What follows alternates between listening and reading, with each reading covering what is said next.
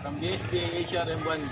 At ang aking vlog ay ang bahay na bato dito sa Pililla Rizal.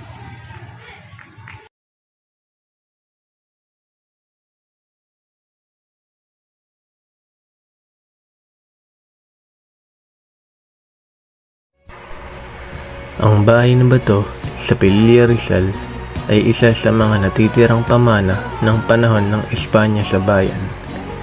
Itinayo ito noong huling bahagi ng 1800, panahon kung saan ang mga mayayamang pamilya at kabilang sa prinsipalya ay nagtatayo ng matitibay at mararangyang bahay bilang simbolo ng kanilang katayuan at upang proteksyonan ang kanilang pamilya mula sa mga bagyo at lindol.